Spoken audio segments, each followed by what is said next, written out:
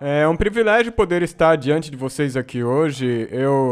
Para ser sincero, eu tô um pouco nervoso, mas por favor não ligue para isso. Eu percebi que sermões mudam vidas. Eu preguei um sermão aqui em janeiro do ano passado e a minha vida mudou. E geralmente quando um pregador prega, ele espera mudar a vida da congregação, mas foi a minha vida que mudou depois daquele sermão. Então, o nosso sermão de hoje é intitulado de Ontem, Hoje e Amanhã. E para aqueles que estão nos assistindo pela internet, bem-vindos. A apresentação de PowerPoint desse sermão está no site da Igreja de Village, villagesda.org/liberty.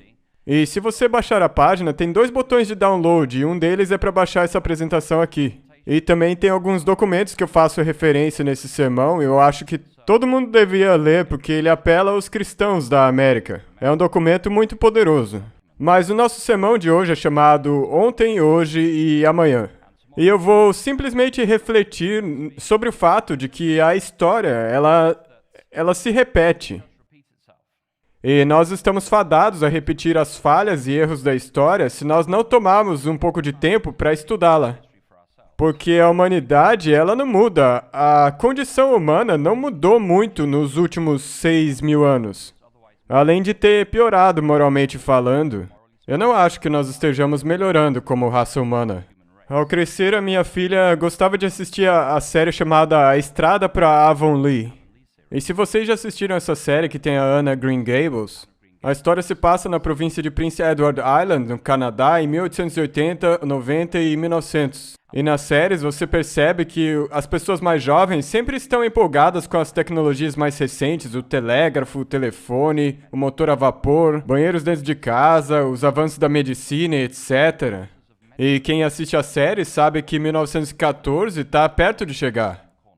E com a tecnologia sempre avançando, isso não nos torna moralmente melhores, só quer dizer que nós podemos matar de um jeito mais eficiente. E conforme você assiste a série, sabendo o que vai acontecer com aqueles jovens, um deles se alistou na Marinha Britânica e o começo das hostilidades foi em 1914, você percebe que todo o otimismo deles a respeito da condição humana e os avanços da tecnologia não vão se desdobrar da maneira que eles esperavam. Então, o nosso sermão hoje se chama Ontem, Hoje e Amanhã. E eu pesquisei bastante para fazer esse sermão. Eu li esse livro aqui chamado Colheita de Amargura, Harvest of Sorrow. É uma história fascinante publicada pela editora da Universidade de Oxford.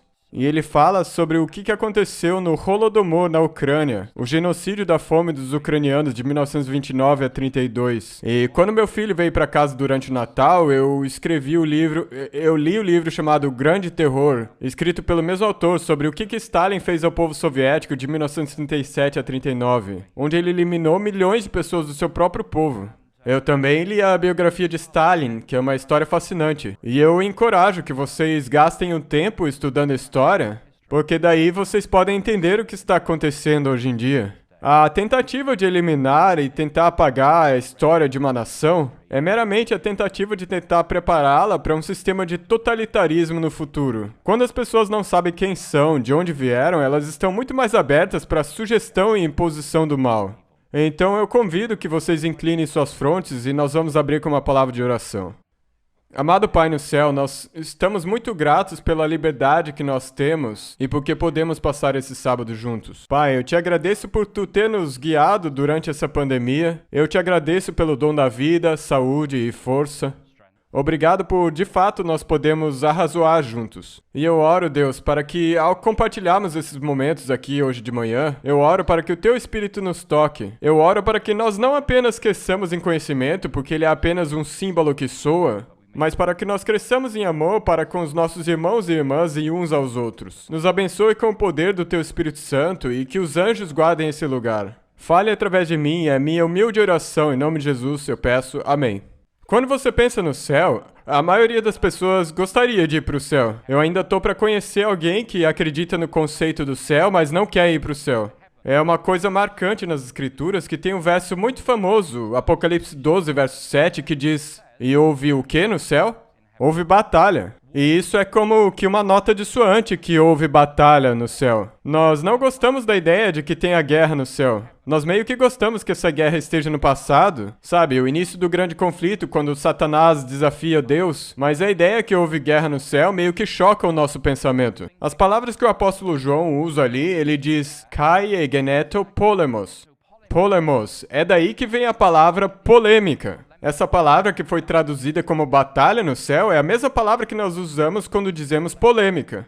E a polêmica não necessariamente é uma batalha física, mas ela é uma luta de ideias. Então nós poderíamos dizer que o que aconteceu naquela batalha pode não ter sido uma batalha física, mas sim uma guerra de ideias. Uma batalha de ideias com relação à natureza da verdade. Porque o próprio Deus é verdade. Jesus é a verdade. O trono dele é baseado na verdade. Portanto, essa batalha no céu gira em torno do caráter de Deus. Foi uma batalha ideológica. E eu tô cônscio do fato de que é 12:42 já. Então eu faço um apelo humilde. Aqueles que prepararam uma refeição tão boa para nós, por favor, tenham paciência conosco hoje de manhã. É pelos seguintes tópicos que nós vamos passar hoje: introdução, ontem, hoje, amanhã e as conclusões. Um dos meus autores favoritos é o Solzhenitsyn, e ele disse o seguinte ao refletir sobre a natureza das ideologias. Para fazer o mal, o ser humano deve primeiramente acreditar que o que está fazendo é bom, ou então que é um ato bem pensado em conformidade com a lei natural. Isso é uma ideologia. É isso que dá à prática do mal a justificativa muito procurada e dá ao malfeitor a firmeza e determinação necessárias. Essa é a teoria social que ajuda a fazer com que os seus atos se pareçam bons em vez de maus, aos olhos dele e aos olhos dos outros, de modo que ele não ouvirá censuras e reprovações, mas aceitará elogios e honrarias. A ideologia justifica o mal. E se a sua ideologia ou seu sistema de ideia é desprovido das escrituras, então você vai envolver-se com o mal. Porque a ideologia, ela requer e justifica o mal aos olhos da pessoa que a pratica. A ideologia justifica o mal aos olhos do malfeitor. Ela silencia as dúvidas dessa pessoa e te faz receber aplausos das pessoas que compartilham da sua mesma ideologia. E a percepção essencial do Solzhenitsyn aqui é que a ideologia fortifica a vontade de fazer o mal e ela silencia a consciência para o agressor poder praticar mais mal ainda. Ela auto-justifica o malfeitor. Então, no tópico ontem, nós vamos olhar para ideologias e o sofrimento que elas causaram, e depois a ideologia em vigência hoje, e nós olharemos profeticamente para aquilo que nós sabemos que vai acontecer antes de Jesus voltar. Porque tem 3 ideologias separadas, mesmo assim conectadas, que estão acontecendo ao nosso redor. O que aconteceu ontem? Eu vou voltar no tempo uns 90 anos. Eu quero que nós voltemos para 90 anos atrás, para a União Soviética.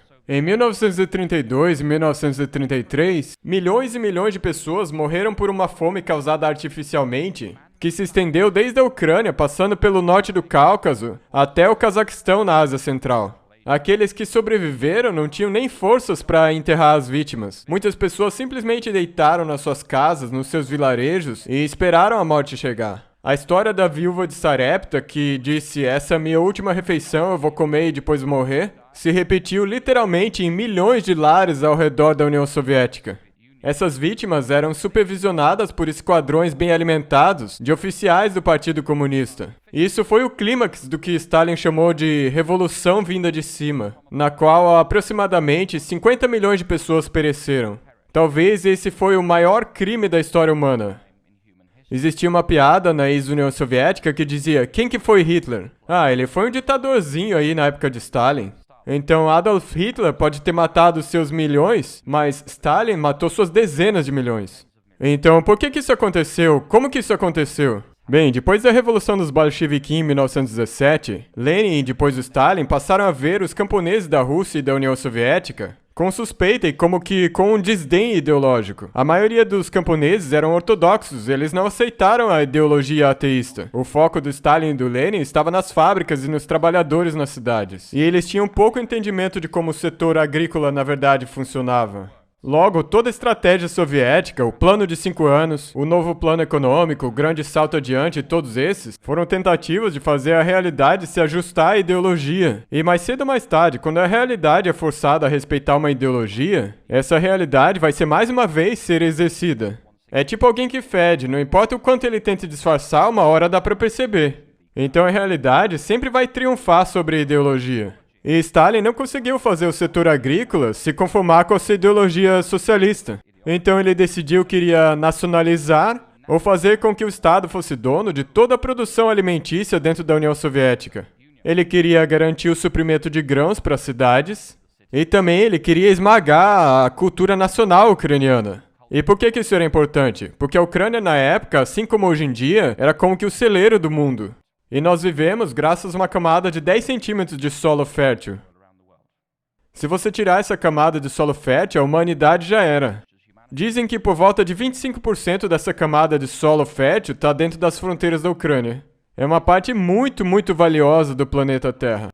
Então, como o Lenin e depois o Stalin fizeram esse processo? Bem, eles reacenderam o espírito revolucionário de guerra e eles inventaram uma classe de inimigos chamadas de os kulaks.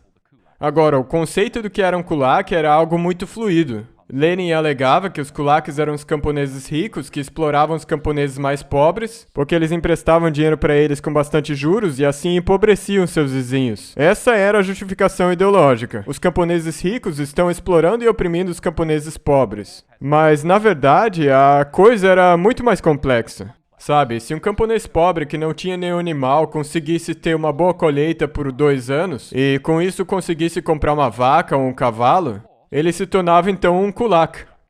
E uma vez que ele atingia esse status de kulak, de acordo com a ideologia marxista, ele tinha agora o que eles chamavam de consciência de classe kulak, que era algo indelével. Uma vez que você tivesse essa consciência de classe, de acordo com Lenin e Stalin, não importa o quão pobre você tivesse sido, você se tornava um kulak e virava um inimigo do Estado. Também acontecia que se você fosse um camponês ortodoxo devoto, você provavelmente seria classificado como um kulak. Então, no tempo de Stalin, a política de demonizar os kulaks, que já vinha acontecendo desde o tempo de Lenin, essa política se deslocou para uma política de extermínio.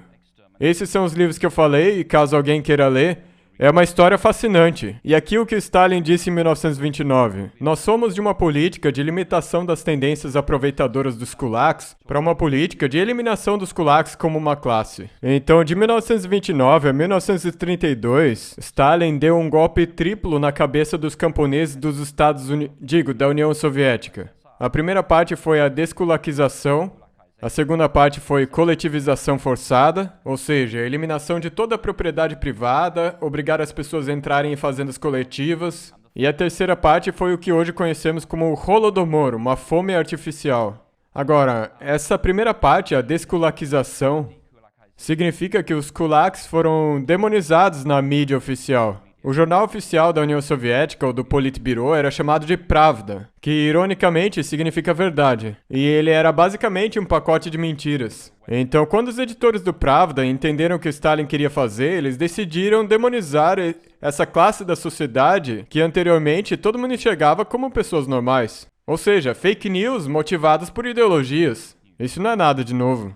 E os kulaks foram demonizados, eram chamados de escória, terroristas. O jornal Pravda argumentava que eles deveriam ser exterminados. Haviam pedidos para que eles fossem removidos da sociedade, porque eles representavam o último inimigo de classe antes de se poder atingir um Estado socialista perfeito. Então, em 1929, depois de demonizar os kulaks, Stalin começou um processo de extermínio. Muitas famílias foram simplesmente deportadas para áreas do Ártico, onde eles foram colocados em campos de trabalhos forçados, muitos morreram. As crianças eram juntadas e enviadas para campos de concentração a céu aberto e deixadas lá para morrer de fome. E muitas pessoas foram simplesmente fuziladas em suas fazendas. Esse foi um processo que criou terror ao redor da ex-União Soviética. E na verdade tem até um documento no nosso site, villagesda.org/liberty, que é uma história incrível de cristãos da Ucrânia que estavam orando e perguntando: Deus, o que você quer que nós façamos? E eles começaram a ver o que ia acontecer, começaram a ter sonhos e visões dizendo: saiam da Ucrânia, vocês precisam ir para o leste, para o leste. E muitos deles realmente foram, e ao ir para o leste, alguns deles disseram: eu quero voltar para a Ucrânia porque a minha casa é lá, é mais confortável. E eles voltaram e morreram nesse processo. E os outros cristãos que acabaram indo para o leste acabaram chegando na China nacionalista. E quando eles chegaram lá, eles pensaram: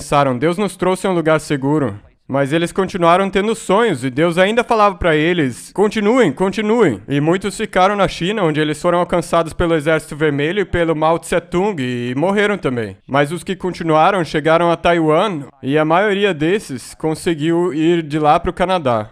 E você pode baixar o testemunho desses cristãos no nosso website. E ele é um apelo aos cristãos de hoje. Eles dizem: não pensem que só porque vocês hoje têm conforto material que vai ser assim para sempre. E não pense que um governo aparentemente benigno de hoje, onde quer que você viva, vai continuar sempre sendo benigno para as pessoas de fé. Quando Deus te manda ir embora, como em Sodoma e Gomorra com Ló e a família dele, quando Deus te manda ir embora, você tem que ir pra frente e não olhar pra trás que nem a esposa de Ló. É uma história fascinante, ela se chama de Um Apelo aos Cristãos na América, e você pode baixar do nosso site. Milhões foram simplesmente fuzilados, mortos de fome, ou deportados para campos de concentração no norte. Stalin publicou um decreto permitindo a execução de crianças a partir dos 12 anos de idade. E por que a partir dos 12? Porque, de acordo com os ideólogos do marxismo, uma criança a partir dos 12 anos já atingiu a consciência de classe kulak. Então, se seu pai tem uma vaca, sua mãe tem um cavalo, significa que você é um camponês um pouco menos pobre, o que significa que a partir dos 12 anos de idade você tem uma consciência de classe indelével, ou seja, um inimigo eterno do Estado e do povo, o que significa que o Estado está autorizado a te executar a partir dessa idade. E isso aconteceu em números muito grandes. Um romance soviético de 1934 resume muito bem a atitude do Partido Comunista Soviético contra os kulaks. Foi escrito o seguinte a respeito deles: nenhum deles era culpado de nada, mas eles pertenciam a uma classe que era culpada de tudo. Agora, essa ideia de que você não é julgado pelo conteúdo do seu caráter, mas sim pelo grupo social ao qual você pertence, é uma ideia que está muito viva hoje em dia. Essa ideia está em todo lugar. E a ironia disso é que na segunda-feira nós celebramos o dia do Martin Luther King, que dizia que ele sonhava com um dia que nós não seríamos julgados pela cor da pele, e sim pelo conteúdo do nosso caráter. E embora nós ainda celebremos o dia do Martin Luther King, nós invertemos totalmente os ensinos dele nas universidades. Hoje em dia nós dizemos: você é julgado pelo grupo ao qual você pertence. Seja você hétero ou homossexual, preto ou branco, seja você cis ou trans, esses são exemplos modernos. Hoje em dia você é julgado como bom ou intrinsecamente mal na sociedade, baseado no grupo que você pertence. Daria para dizer que o que esse livro disse sobre os kulaks se aplica a nós hoje. Nenhum deles era culpado de nada. Tem certos grupos que são demonizados ou culpados na nossa sociedade porque eles pertencem a uma classe que é culpada de tudo. Depois da desculaquização veio a coletivização forçada. Eles colocaram todas as propriedades e animais das pessoas para fazendas coletivas. Os camponeses não queriam isso e eles mataram seus animais aos milhões para não deixar que Stalin confiscasse os animais deles. Stalin juntou os camponeses e colocou eles nos chamados de sovkhoz ou kolkhoz. E quando eu trabalhei no território da ex-União Soviética, eu visitei muitas dessas fazendas coletivas. Elas são muito dilapidadas, você não gostaria de trabalhar num lugar desses. E uma vez que as pessoas estavam nessas fazendas coletivas, o Partido Comunista pagava às pessoas quase nada por um dia de trabalho. E eles estabeleciam metas de produção que eram impossivelmente altas. Essas metas eram intencionalmente muito altas. Então, se um camponês estivesse indo para casa depois do trabalho, e se ele visse uma urtiga à beira da estrada, e pegasse aquela urtiga para fazer sopa de urtiga em casa, esse camponês seria executado porque ele estava roubando propriedade estatal. Qualquer camponês que fosse pego comendo comida além da sua ração era executado. Muitos líderes do partido na Ucrânia deixaram claro para Stalin que essas metas eram inatingíveis, mas Stalin impiedosamente continuou impondo as metas. A polícia, a milícia e o exército foram enviados para tirar a comida da Ucrânia e das fazendas coletivas e de toda a zona rural. E milhões de pessoas foram deixadas para morrer. Foi uma fome arquitetada pelo ser humano. As cidades expulsavam os camponeses para eles não se tornarem um fardo no suprimento de comida, e o Partido Comunista proibiu qualquer um de importar comida para a Ucrânia para reduzir a gravidade dessa fome. Alguns cristãos do Ocidente tentaram enviar comida para essa parte do mundo, mas os comunistas impediram que a comida chegasse. Essa fome em massa fez milhões de pessoas morrerem. Essa foi uma catástrofe amplamente conhecida. Oficiais do Partido Comunista, membros da Komsomol, que significa Komunisticheskие Союз Молодежи, o que significa a União da Juventude Comunista, como se fossem os escoteiros de hoje. Eles eram como que o braço jovem do Partido Comunista, e eles enviaram esses membros da Komsomol para a Ucrânia, e eles ajudavam a roubar a comida das pessoas. Membros do partido também foram enviados, jornalistas estrangeiros sabiam disso tudo, embaixadores também. Todo mundo sabia a verdade sobre essa fome, mas ninguém podia falar nela. Na verdade, Stalin tornou até mesmo ilegal simplesmente mencionar a possibilidade de que estava tendo uma fome na União Soviética. Mas ele sabia exatamente o que estava acontecendo. Aqui tem uma foto da esposa dele, Nadezhda Alliluyeva. Ironicamente, o nome Nadezhda significa esperança. Ela foi uma revolucionária bolchevique juntamente com Stalin e andava meio entediada, então Stalin sugeriu que ela fizesse um curso de produção têxtil. E ela fez isso, foi para uma escola técnica aprender sobre produção têxtil.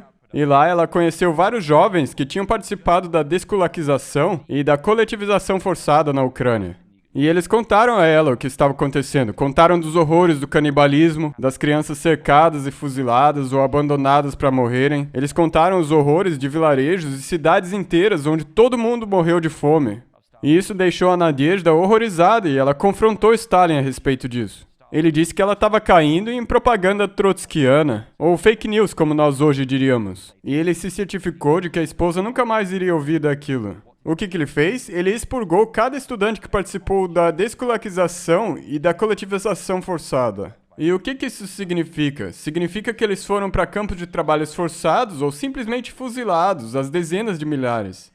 E essa briga entre o Stalin e a Nadezhda parece ter sido a causa do suicídio dela, no fim de novembro de 1932. E nós aqui no Ocidente? Nós diplomaticamente sabíamos da verdade. Dá para saber isso pelos telegramas que enviavam na época para o Ocidente. Os jornalistas ocidentais também sabiam da verdade, mas muitos jornalistas e acadêmicos, querendo achar desculpas para as ideologias marxistas, rotineiramente encobriam a verdade e repetiam as mentiras do Partido Comunista Soviético. O exemplo mais descarado disso foi do Walter Duranty. Ele era o correspondente do New York Times em Moscou. Ele foi elogiado por Stalin e até mesmo ganhou o prêmio Pulitzer de jornalismo, pelas suas reportagens onde ele firmemente negava estar acontecendo qualquer evento terrível na Ucrânia ou na União Soviética. Então as fake news motivadas por ideologia eram tão vivas na época como são hoje. Cuidado com o que você assiste. Então como nós podemos destrinchar esses eventos terríveis? Eu fiz uma tabela e eu gosto de tabelas porque elas ajudam a resumir as coisas. Então a ideologia dominante era o marxismo e a fonte dela era Karl Marx. E eu acho que ele era mais um satanista do que um ateu. Tem evidências fortes para isso.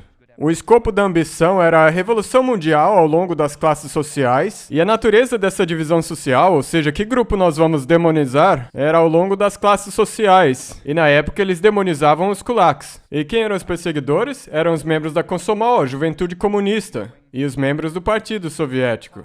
E o resultado? As mortes pela desculaquização estimadas em 6 milhões e meio, 1 milhão de mortes de cazaques, mortos de fome na Ucrânia, 7 milhões. No total, aproximadamente de 14,5 a 15 milhões de mortos. E isso só as mortes, não inclui as dezenas de milhares de pessoas que foram deportadas, exiladas, perderam suas famílias e que tiveram suas vidas destruídas por essa ideologia.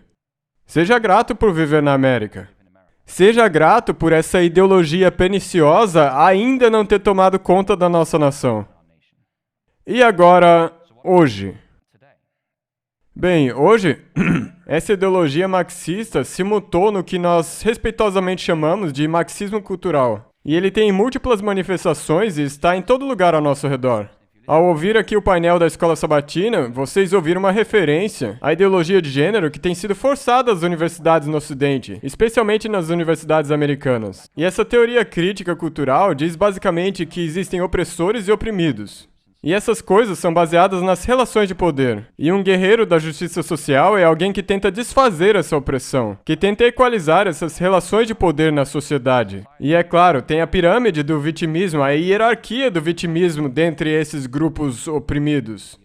É tipo as Olimpíadas da opressão, onde cada um tenta obter a maior quantidade de pontos de vitimismo. Mas por quê? Porque no pensar da teoria crítica, os opressores veem o mundo a partir da perspectiva deles. Já os oprimidos enxergam a partir da perspectiva deles e dos opressores também. Eles chamam isso de epistemologia do ponto de vista. E o resultado disso é que os oprimidos sempre têm maior poder de opinião na sociedade do que os opressores, certo? É assim que funciona. Então, quanto mais oprimido você é, quanto mais pontos de vitimismo você puder juntar, mais autoridade a sua voz terá na sociedade. E nós poderíamos falar de várias dimensões disso. Tem vários aspectos: teoria crítica de gênero, estudos LGBTQ, estudos pós-coloniais, estudos de obesidade. Tem um monte desses cursos por aí. Eu só gostaria de focar numa dessas coisas hoje por alguns minutos, e ela é uma ramificação direta da teoria crítica e da ideologia marxista, e ela é chamada de teoria crítica de raça. E se você se perguntar, mas Pastor Conrad, por que você está falando disso? Eu digo que tem racismo nos Estados Unidos, isso é verdade. E se você não acredita em mim, eu gostaria de perguntar aqui a cada pai branco: você, nos Estados Unidos, preferiria que seu filho nascesse branco ou negro? É verdade, tem racismo sim. Se você olhar para qualquer sociedade nessa terra, você vai ver que o ódio étnico e racial sempre esteve presente. Eu ainda tô para achar uma sociedade que não tenha ódio étnico e racial. Então sim, existe, é uma manifestação da natureza humana caída. Esse nosso desejo de beneficiar o nosso grupo e demonizar e desmerecer o outro grupo. Isso faz parte da natureza humana caída. Mas a teoria crítica de raça leva isso um passo adiante, e ela vê o racismo através das lentes da ideologia marxista. O que eles dizem é: isso foi fundado por um professor permanente da Harvard, o professor Derek Bell. Ele foi o primeiro professor afro-americano permanente da Harvard, e hoje é promovido por outros autores como o DeAngelo, Ibram X. Kendi, o Ta-Nehisi Coates, dentre outros. Mas existem alguns elementos chaves da teoria crítica de raça, e o primeiro é: o racismo está permanentemente estabelecido em cada estrutura social dos Estados Unidos, e o racismo está presente em cada uma das interações sociais. E a sua função como teórico crítico da raça não é dizer se tem racismo ou não, e sim articular como esse racismo já se manifesta. Então eles assumem que tudo é racista.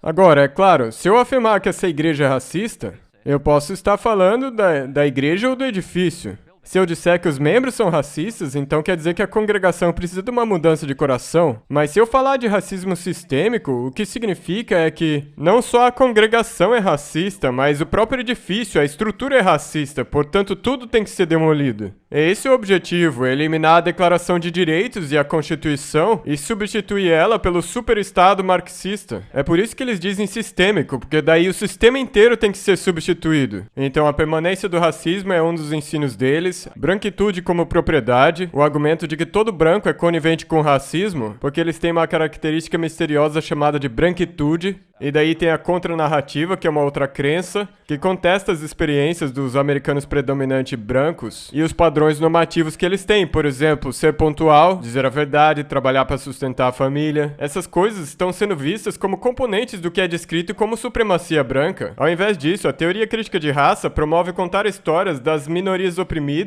para assim se opor à suposta supremacia branca dominante. Também tem a rejeição do liberalismo e do iluminismo.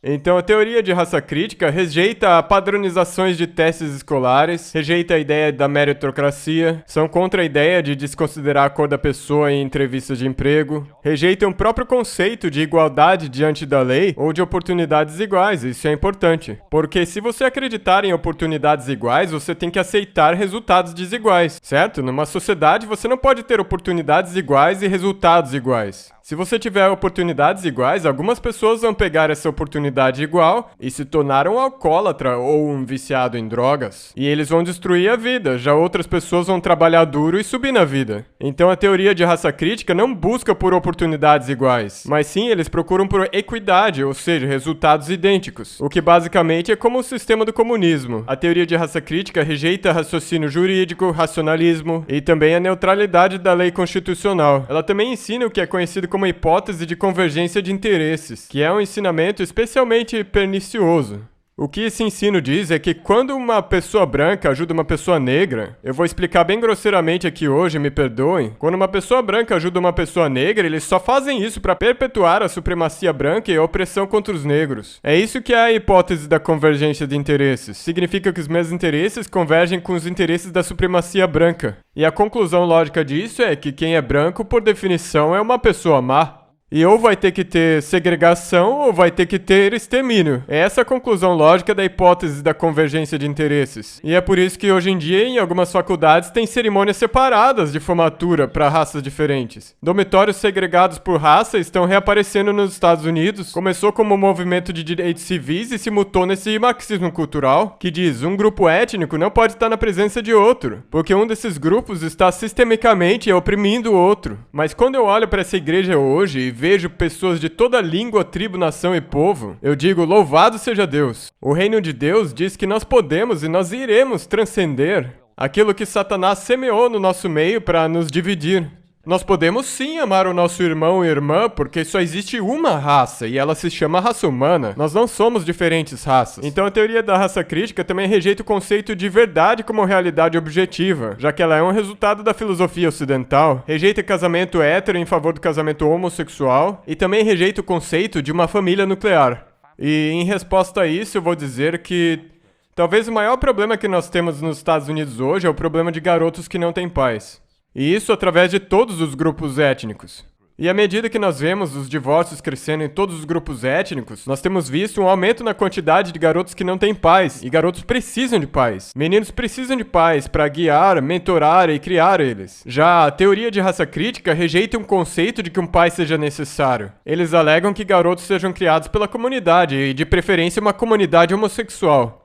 Então, é isso que nós vemos sendo ensinado nas nossas universidades. É isso que tem acontecido hoje entre os líderes de pensamento do Ocidente. E esse é apenas um aspecto da teoria crítica. E existem outros aspectos, como mencionado na escola sabatina, como teoria crítica de gênero. Agora, as boas novas é que as escrituras com relação a isso são claras. Todos somos criados à imagem de Deus. Todos nós portamos essa imagem. Então, quando Deus disse a Caim, Caim, onde está o seu irmão? E Caim respondeu, acaso sou eu o guardador do meu irmão? A resposta é, não, você é o irmão dele. Você não é apenas o guardador dele, você é o irmão dele. Você tem a responsabilidade moral de cuidar do seu irmão, não importa quem eles sejam, porque todos nós somos criados à imagem de Deus. Todos pecaram e carecem da glória de Deus. E nos pés do Calvário estão representados todos os ramos da família humana. Por que eu digo isso? Porque Noé teve 3 filhos, Sem, Cão e Jafé. Os descendentes de Cão foram representados pelo Simão Cirineu porque ele era do norte da África. O centurião representava os descendentes de Jafé porque ele era um romano. E o ladrão na cruz, porque era judeu, representava os descendentes de Sem. Então, aos pés da cruz, os descendentes de Sem, Cão e Jafé, todos encontraram sua salvação. O centurião, o ladrão e o Simão Cirineu. Todas as partes da raça humana estão em igual e desesperada necessidade da salvação de Deus. Nenhum pode alegar ter prioridade dessa salvação ou acesso privilegiado a Deus. E Deus quer se encontrar com os salvos dessa terra vindo de toda língua, tribo, povo e nação. Então é por isso que eu fico tão feliz de ver uma igreja composta de pessoas de todos os lugares do mundo. É assim mesmo que deveria ser o corpo de Cristo. Então, como indivíduos, nós somos convocados pelas escrituras para que nós nos examinemos. Ao invés de entrar nessa ideologia marxista e surfar nessa onda, nós somos convocados como indivíduos para que tenhamos uma mudança de coração. E para que enxerguemos nossos irmãos e irmãs com novos olhos e desejemos a eles o que nós desejamos a nós mesmos. E trabalhemos por eles tanto como trabalhamos por nós. O salmista colocou da seguinte maneira: tem misericórdia de mim, ó Deus, segundo a tua benignidade, apaga as minhas transgressões. Lava-me completamente da minha iniquidade e purifica-me do meu pecado. Purifica-me com hisopo e ficarei puro. Cria em mim, ó Deus, um coração puro e renova em mim um espírito reto. Então essa oração de arrependimento e pedir que Deus mude meu coração é a reação cristã que nós devemos ter com resposta a essas ideologias que estão por aí. Deus, eu não vou apenas rejeitar o que essas ideologias dizem, porque elas promovem ateísmo, marxismo e a demonização de certos grupos na sociedade. Senhor, não é suficiente só rejeitar essas coisas. Eu preciso ser um embaixador positivo do reino de Deus. E eu preciso de uma mudança interna de coração. Então não quero ser só conhecido por rejeitar isso ou aquilo, mas sim pela presença positiva do Espírito de Deus, fluindo por mim como um riacho que traz vida, e a presença do amor ágape de Jesus Cristo. E é isso que nós cristãos somos convocados a fazer. O que significa se ajoelhar e dizer, Senhor, me sonda, veja se há algum caminho mau em mim. Eu preciso de uma mudança no meu coração para que eu possa ver as pessoas na rua como tu enxergas elas. Mas eu não vou entrar em muito detalhe sobre isso, mas em faculdades ao redor do Ocidente inteiro, incluindo faculdades adventistas, nós temos injetado esse veneno ideológico na corrente sanguínea. Isso vai criar uma geração de apóstatas, uma geração de marxistas e ateus, uma geração de jovens que vai rejeitar a Jesus Cristo. Não tem como você ensinar uma ideologia ateísta e esperar que crianças e jovens não sigam as consequências lógicas dela. Eu não vou falar mais do que isso, mas eu acho que vocês sabem do que eu tô falando, não é mesmo? Todas as instituições hoje estão passando por essa guerra civil interna. Nós vamos nos posicionar pelas escrituras ou pelas ideologias da moda? Cada família, cada igreja local, cada denominação, cada departamento, todo mundo tem que escolher de que lado está. Então, se você puder colocar a tabela que eu mostrei antes, então a ideologia dominante era marxismo, agora é o marxismo cultural. A fonte dessa ideologia era Karl Marx e Satanás, e é a mesma coisa agora. O escopo da ambição era a revolução mundial ao longo das classes sociais, e agora é a longa marcha para eliminar as fundações judaico-cristãs do Ocidente e impor o marxismo cultural e o ateísmo. E no tempo de Lenin e Stalin, a natureza dessa divisão social costumava ser econômica.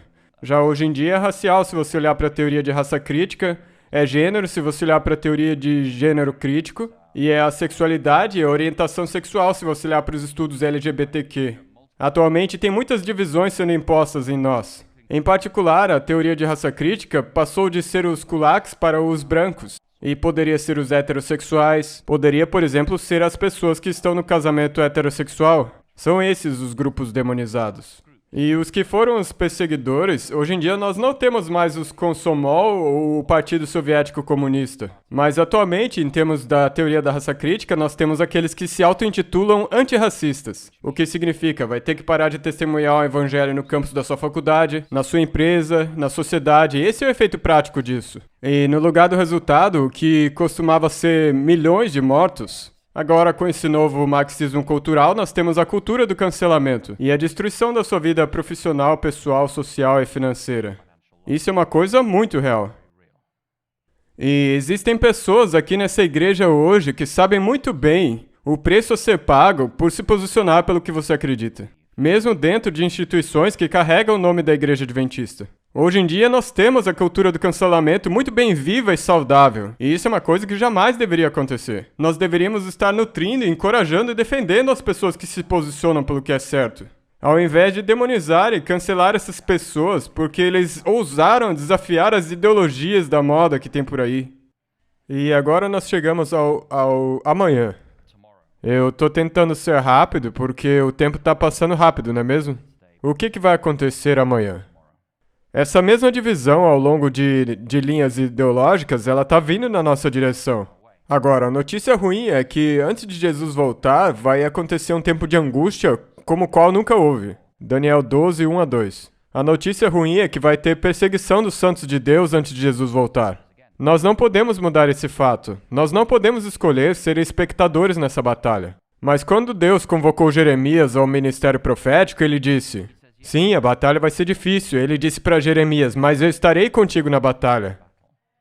Nós precisamos nos lembrar que quando Jesus disse, eis que estou convosco todos os dias até a consumação dos séculos, significa até mesmo nesse tempo de angústia final, nesse tempo de divisão ideológica. Nós temos a garantia que Jesus Cristo, o comandante das hostes celestes, estará com seus santos fiéis. Então, como que vai se parecer essa divisão dos últimos tempos? Nós conhecemos esses versos do Apocalipse. E o dragão, ou seja, Satanás, irou-se contra a mulher, ou seja, a igreja pura, e foi fazer guerra ao remanescente da sua semente, os que guardam os mandamentos de Deus e têm o testemunho de Jesus Cristo. É isso que está escrito aqui atrás de mim no fundo da igreja.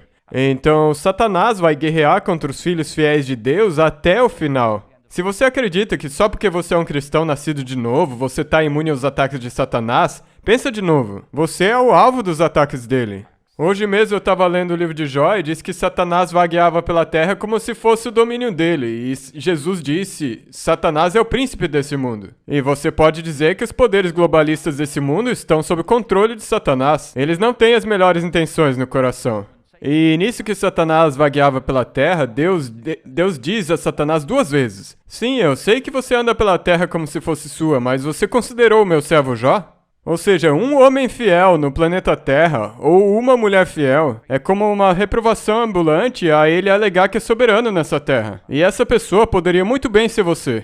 A sua vida e a minha vida, elas estão sendo transmitidas para mundos, universos, e os anjos de Deus e Satanás. As nossas vidas estão num telão muito maior do que aquele que nós podemos imaginar.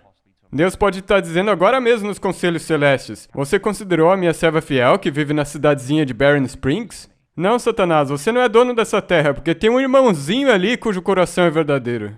A sua vida tem significância cósmica. As decisões que você toma reverberam através da eternidade e do cosmos criado. Então Satanás está em guerra com uma mulher, a igreja pura de Deus. E aqui, Apocalipse 13, de 1 a 4, é um texto grande. E ao longo de toda a história protestante, eles identificavam como sendo papado. E nós não vamos entrar aqui em todas as razões porque os protestantes identificavam isso como sendo papado. Mas seja você batista, luterano, metodista, episcopalista ou anglicano, você vai ter que reconhecer, pelo menos em teoria, que esses versos aqui se referem ao papado que pisoteia a consciência das pessoas. E como vocês podem ver, esses versos deixam a pista. E toda a terra se maravilhou após a besta, e daí ali no final, e adoraram o dragão, e daí adoraram a besta. Então a reação da terra, essas forças demoníacas, Satanás e o papado que age sob a inspiração de Satanás, é uma reação de falsa adoração. Então nós temos aqui uma dica de que a batalha final não vai acontecer ao longo das linhas raciais, não vai ser ao longo de consciência de classe, não vai ser ao longo de orientação sexual ou identidade de gênero. E sim, isso vai ser uma questão de adoração. E durante essa última pandemia, todos nós tivemos que nos perguntar em quem nós confiamos. Você pode se perguntar, essa pessoa já me machucou no passado? Se sim, então provavelmente eu não vou confiar nela hoje.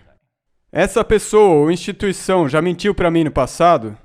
Se sim, então provavelmente eu não vou confiar em você hoje também. Será que essa pessoa seria despedida por falar qualquer outra coisa diferente da que ela está dizendo agora? Se sim, então provavelmente eu não vou te ouvir. E a única pessoa que satisfaz a todos esses critérios de maneira positiva é Jesus Cristo. Então, amar a verdade, que é amar o próprio Jesus como a verdade de Deus e a verdade sobre Deus, é muito importante para nós ao nos aproximarmos desses últimos dias. Então aqui nós temos a primeira besta de Apocalipse capítulo 13 e daí nós temos a segunda besta de Apocalipse 13. E sim, eu sei, esse slide aí tá feio com tanto texto assim. Mas eu tenho uma pergunta, tá escrito, e fizesse que fossem mortos todos os que não o quê? Adorarem a imagem da besta. Então no fim dos tempos, a linha divisória que vai haver na humanidade não vai ser sexual, racial, étnica, de gênero, econômica, política, e sim vai ser questão de adoração. Quem que é a autoridade suprema na sua vida? E durante essa pandemia, todos nós tivemos que nos perguntar, quem que é a autoridade suprema na minha vida? Será que é o Dr. Fauci? Ou é o Espírito da Verdade? Essas coisas são incompatíveis. O Espírito Santo. Será que são as mentiras da grande mídia? Ou políticos mentindo? Sabe como saber que políticos estão mentindo? Quando eles abrem a boca. Será que então são os políticos? Ou quando o Espírito Santo fala comigo com uma pequena voz quando eu leio as Escrituras? E eu me pergunto, Pai Celeste, o que tu queres que eu faça hoje? A quem nós vamos ouvir? E durante a pandemia, aqueles que não têm a esperança de uma vida eterna ficaram assustados pela possibilidade de perder essa vida terrena aqui. E aqueles que têm a certeza da vida eterna pensam, mesmo que eu morra, vai ser só um piscar de olhos para a eternidade. Isso muda dramaticamente a perspectiva de como você reage, não somente a pandemias, mas a turbulências em aviões, tempestades no mar, acidentes de carro e tudo mais. Essa vida é só um piscar de olhos, porque Jesus está voltando. Então não vou me preocupar demais com o que acontece nesse mundo. O que realmente importa é se meu nome está no livro da vida do Cordeiro. Não se eu estou a favor da ideologia política dominante hoje em dia. Então, como que vai acontecer essa coisa final? Bem, aqui nós temos mais uma vez a descrição dos dois grupos. E o dragão irou-se contra a mulher e foi fazer guerra ao remanescente da sua semente, os que guardam os mandamentos de Deus e têm o testemunho de Jesus Cristo, Apocalipse 12, 17. Esse é um verso famoso. E Apocalipse 14, 12. Aqui está a paciência dos santos. Aqui estão os que guardam os mandamentos de Deus e a fé em Jesus. E eu quero fazer parte desse grupo. E eu posso escolher fazer parte desse grupo e cada dia mais crescer na certeza de fazer parte desse grupo, pela maneira que eu cultivo a minha consciência para viver em harmonia com a vontade de Deus. Em outras palavras, eu vou manter a minha munição seca para a crise final. Significa que quando a crise final chegar, a sua arma provavelmente vai estar enferrujada. Eu ouvi isso hoje de manhã de uma outra pessoa, é uma analogia boa, não é mesmo? Se você quiser guardar as balas para a crise final, quando ela chegar, ela vai precisar de conserto. Não vai mais estar funcionando. E eu não tô aqui literalmente falando de mas vocês entendem, não é mesmo? Então, antes de Jesus voltar, antes que Jesus volte, vai haver uma aparição de Satanás. Nós podemos ler sobre isso em 2 Tessalonicenses 2, versos 9. Agora, em Atos capítulo 2, sobre o Pentecostes, Pedro disse o seguinte: "A Jesus Nazareno, homem aprovado por Deus entre vós, com maravilhas, prodígios e sinais." É assim que o ministério de Jesus foi descrito no Pentecostes, em Atos capítulo 2. E em 2 Tessalonicenses 2, quando Paulo fala do iníquo e do homem do pecado, ele está falando da aparição de Satanás. Ele diz: "A esse cuja vinda é segundo a eficácia de Satanás, com todo poder e sinais e prodígios de mentira." Agora, essas palavras usadas, sinais e mentiras, são as mesmas usadas para descrever o ministério de Jesus. Mas o engano final dele vai ser uma mentira. O que significa que a aparição de Satanás antes de Jesus voltar vai ser projetada para enganar o mundo inteiro e, se possível, até os próprios eleitos. Então, quando Jesus diz: "Se disserem que Cristo está no deserto, não vão lá. Se disserem: Ele está no interior da casa, não acrediteis." Ele disse: "Quando o Filho do Homem vier, vai ser como o relâmpago que sai do Oriente e vai até o Ocidente." O que isso significa? Significa que ninguém ao redor do mundo, não importa a língua que fale, todos reconhecem o que é um relâmpago. Você não tem como ver um relâmpago e dizer: "Ah, isso são só fogos de artifício." Todo mundo do mundo reconhece um relâmpago. Então, quando Jesus disse que quando o Filho do Homem vier, vai ser como um relâmpago que pode ser visto do Oriente até o Ocidente, significa que nesse momento todo mundo vai entender que esse é o Filho de Deus vindo para buscar os seus. Mas até esse momento, Satanás vai fazer aparições, ele vai se manifestar com a aparência de Jesus. Os muçulmanos, os cristãos, os judeus, todos eles estão à espera do retorno de uma figura messiânica. Nós estamos no jeito para sermos enganados, a não ser que amemos e conheçamos a verdade. É por isso que nós viemos aqui na igreja, por isso que lemos a Bíblia diariamente. Para guardar nas nossas mentes, cimentar nos nossos corações. E isso é importante, porque talvez chegue um dia onde você estará diante de uma audiência onde vão te perguntar as razões da tua fé. E nós já pudemos ver durante a pandemia que a hierarquia inteira da nossa denominação não vai servir para nada nesse momento. Ali vai estar só você e seu Pai Celeste para se posicionar pela convicção que você tem pelo poder do Espírito Santo. É por isso que você tem que ter a sua própria fé, não vai servir a fé dos seus pais ou do seu cônjuge, tem que ser a sua própria fé. E ela se torna a sua própria fé ao você investir tempo e propósito nela. Então, o que vai acontecer quando Satanás aparecer? Bem, aqui tem uma citação bem famosa do livro Grande Conflito, diz: "O próprio Satanás aparecerá no aspecto de um anjo de luz. Mediante a agência do espiritismo, operar-se-ão prodígios, os doentes serão curados e se efetuarão muitas e inegáveis maravilhas. E como os espíritos professarão fé nas escrituras sagradas e demonstrarão respeito pelas instituições da igreja, sua obra será aceita como manifestação do poder divino." E a citação continua: "Por meio do espiritismo, Satanás aparece como benfeitor da humanidade, curando as doenças do povo e pretendendo apresentar um novo e mais elevado sistema de fé religiosa. Porém, ele opera como destruidor.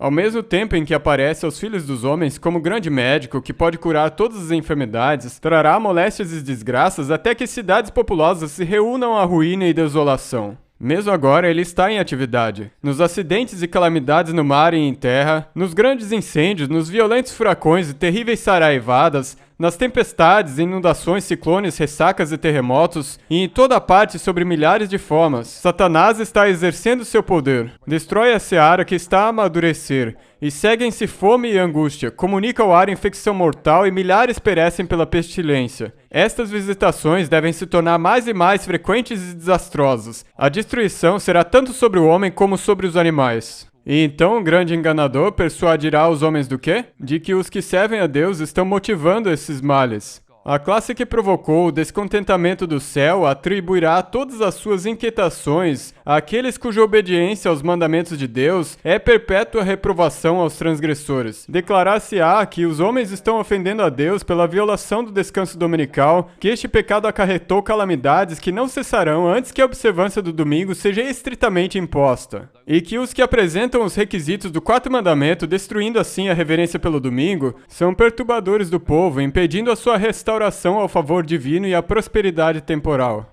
Então, no engano final, antes de Jesus voltar, Satanás vai se mostrar à humanidade como um anjo de luz. E aqueles que são fiéis a todos os mandamentos de Jesus, não somente a alguns deles, mas a todos os mandamentos de Jesus, a lei moral, vão ser pressionados, como nesses últimos 3 anos, a violarem as suas consciências e adotarem uma falsa adoração. Tudo pelo suposto bem comum de servir ao nosso planeta e prevenir a catástrofe ambiental. E se você não acha que é isso que vai acontecer, olhe para as notícias ao seu redor. A pressão para haver lockdowns climáticos vem ganhando força. E por uma coincidência incrível, vai ser num certo dia da semana. E isso vai ser imposto a nós, primeiro por motivações ambientais e depois por razões morais. Então, como que nós podemos entender isso na nossa tabela que nós criamos? Essa tabela aqui você pode baixar aí no nosso link. Então, a ideologia dominante é o marxismo cultural globalista que tem afetado as elites ao redor do mundo. E a fonte dessa ideologia dominante é Satanás, agindo pelos seus agentes humanos. Karl Marx, ou o papado, o anticristo. E o escopo da ambição não é mais a revolução mundial ao longo das classes sociais, ou a eliminação da fundação judaico-cristã ocidental, mas sim a apostasia global e rebelião contra Deus. E dessa vez, a linha divisória não vai ser econômica, ou de classe, ou racial, sexual, ou qualquer coisa. Vai ser uma questão de verdadeira adoração. Quem que é a autoridade final na sua vida? Deus disse, lembra-te do dia do sábado. A humanidade disse, pode guardar qualquer outro dia. Quem que você vai ouvir? E o povo demonizado vai ser o remanescente fiel de Deus, os que receberam o selo de Deus em suas testas. Apocalipse 12:17. E os perseguidores serão aqueles que receberão a marca da besta. Ou na testa, que significa que eles se convenceram e fazem a partir da sua livre vontade, ou os que receberam a marca na mão, o que significa aqueles que se dobraram a essas leis impostas no fim dos tempos. E o resultado? O resultado vai ser uma exclusão econômica, nada de comprar ou vender, como em Apocalipse 13, e a pena de morte para os justos, antes que Deus intervenha com a destruição dos ímpios e a vida eterna para os justos. Aleluia. Amém e amém. Você pode escolher a quem você vai seguir. Você pode seguir as autoridades, cuja maior punição delas é tirar a vida, ou você pode seguir aquele que tem poder para dar vida e vida eterna. Para mim, isso daqui é uma escolha muito simples. Então, nosso tempo acabou, eu quero ir em direção às conclusões. Antes desse mundo existir, houve uma guerra ideológica no céu, na qual a natureza da verdade, do caráter de Deus estava em jogo. Satanás foi expulso do céu e veio para o planeta Terra, onde essa guerra ideológica continua até os dias de hoje. Ontem, na União Soviética, a verdade era suprimida. E hoje, nas diversas teorias críticas, tais como teoria crítica de gênero, etc., a verdade é simplesmente negada e pervertida. E a nós é forçado ou requerido a aceitar mentiras na nossa sociedade. E amanhã, nessa crise final, mais uma vez, a verdade estará em jogo. E você tem que escolher. De que lado você está? E eu gostaria de encorajar vocês hoje a escolherem de que lado vocês estão. Porque muitas pessoas estão morrendo subitamente e inesperadamente. Você precisa saber hoje de que lado você está. O apóstolo João escreveu em 1 João 5, essas coisas vos escrevi a vós para que saibais que tendes a vida eterna. Para ter a certeza da vida eterna, não importa de qual partido você é, não importa se você é vacinado ou não. Isso é irrelevante para sua vida eterna. O que importa é se você está num relacionamento com Jesus Cristo. E esse é o seu relacionamento. É isso que vai te segurar nos tempos difíceis. Você tem uma escolha a fazer hoje. No fim dos tempos, haverá somente 2 grupos: os ímpios e os justos. No fim dos tempos, os ímpios terão todo um sucesso na sua maldade. O mal vai ficar cada vez pior, os homens farão uns aos outros coisas cada vez mais impronunciáveis. E nós já estamos testemunhando na sociedade a normalização gradual da pedofilia. Se você ainda não percebeu, é só abrir os olhos e olhar ao seu redor. É nessa direção que as coisas estão rumando. O envolvimento das nossas crianças em atividades sexuais é a nova norma social. Então nós vamos ver o mal prosperando, mas antes de Jesus voltar, os que são justos terão uma manifestação completa do caráter de Deus em suas vidas. Então a colheita vai estar madura, o trigo vai estar maduro, ou as uvas maduras, como diz Apocalipse. E você pode escolher hoje, baseado naquilo com qual você alimenta sua mente.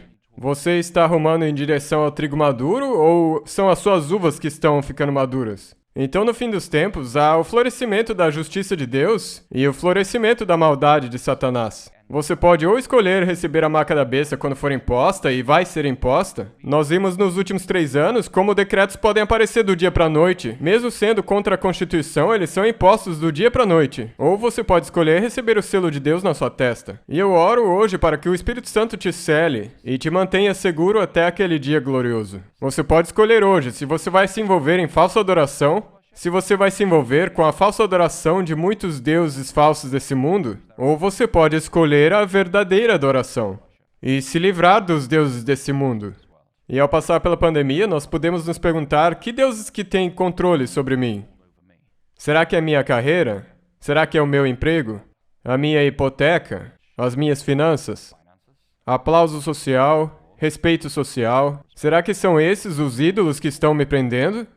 Ou eu estou agindo como um ser moral de acordo com a minha consciência? Todos nós podemos refletir sobre isso hoje. Agora, não importa que decisões nós tenhamos feito durante a pandemia. Nós podemos olhar para trás e dizer: Senhor, Tu nos destes a oportunidade de saber o quão envolvido com os deuses desse mundo nós estamos. E saber se eu preciso me livrar dos deuses desse mundo. Você pode ou participar da ressurreição dos ímpios ou da ressurreição dos justos. Você pode ou seguir a primeira besta do Apocalipse, que é o papado controlado por Satanás, ou podemos seguir o Cordeiro onde quer que ele for. Você pode ter uma consciência cauterizada ou cultivar uma consciência sensível a partir de hoje. Você pode viver ou com mentiras que são forçadas sobre nós hoje, ou você pode se posicionar pela verdade. E isso é muito importante, porque quando você se posiciona pela verdade, outras pessoas tomam coragem para se posicionar também. Não é só suficiente acreditar em algo. Fale! Porque quando você fala, alguém toma coragem para poder falar também.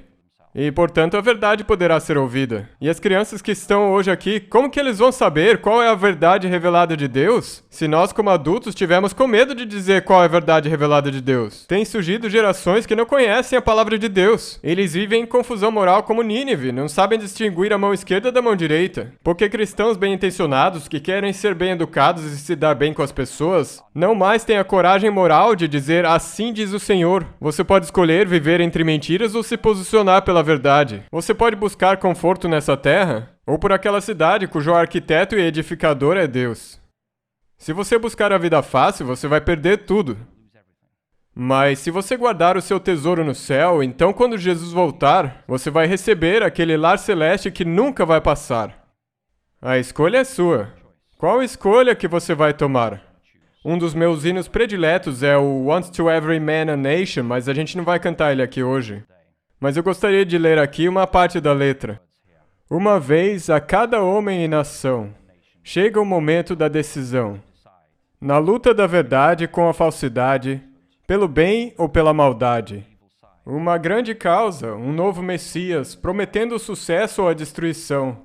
E essa escolha passe para sempre, entre esta luz e a escuridão. Tomar o lado da verdade é nobre, quando compartilhamos de sua condição pobre, antes que sua causa traga fama e ganho, e seja vantajoso ser justo. É aí que o destemido escolhe, enquanto o covarde fica de lado, até que a multidão faça virtude da fé que eles negaram. Sob a luz dos mártires ardentes, Cristo, nós seguimos os teus pés ensanguentados, sempre labutando em novos calvários, com a cruz que não volta atrás. Novas ocasiões ensinam novos deveres. O tempo torna rude o que antes era bom. Eles ainda devem crescer e prosseguir, para que se mantenham a par da verdade. Embora a causa do mal prospere, mesmo assim esta verdade é forte. Apesar do cadafalso ser a sua porção e o erro estar no trono. Mas neste cadafalso pende o futuro, e além do tênue desconhecido, está Deus por detrás das sombras, vigiando pelos seus. É um hino muito bonito. Uma vez a cada homem e nação. Isso não é uma decisão para você tomar amanhã. É uma decisão que você tem que fazer hoje. Hoje é a hora de fazer uma aliança com Deus e dizer: Senhor, eu quero que meu nome esteja no livro da vida do Cordeiro. Eu seguirei o doador da vida, não importa o que os tiradores de vida digam para mim. Eu quero uma casa no céu ao invés de ter uma casa no condomínio nos Estados Unidos, porque um dia vai queimar isso tudo e eu quero as ruas de ouro. Eu vou me posicionar pela verdade, não importa o que for. Eu vou falar a verdade, não importa o que for. Eu serei conhecido como alguém de um povo particular que não segue os deuses desse mundo, porque eu sigo o único Deus vivente, Jesus Cristo. imediatamente a cada pessoa e nação. É hora de escolher hoje. Josué disse ao povo de Israel em Josué 24, escolhei hoje a quem servais. Eu e a minha casa serviremos ao Senhor. E o meu testemunho sobre o último ano é que quando você se posiciona pela verdade, você faz muitos amigos, você pede muitos amigos, mas você vai dormir com a consciência tranquila. E você pode ler a palavra de Deus diariamente e saber que Deus fala com você. E você não quer que Deus olhe para baixo e diga, será que esse é meu garoto? Você quer que ele diga, esse é meu garoto. Você quer que Deus diga para Satanás, você viu meu servo João, minha serva Maria, como eles vivem uma vida fiel? Você quer que a sua vida seja um testemunho para o universo do poder transformador, da graça de Deus e da bondade da salvação de Deus.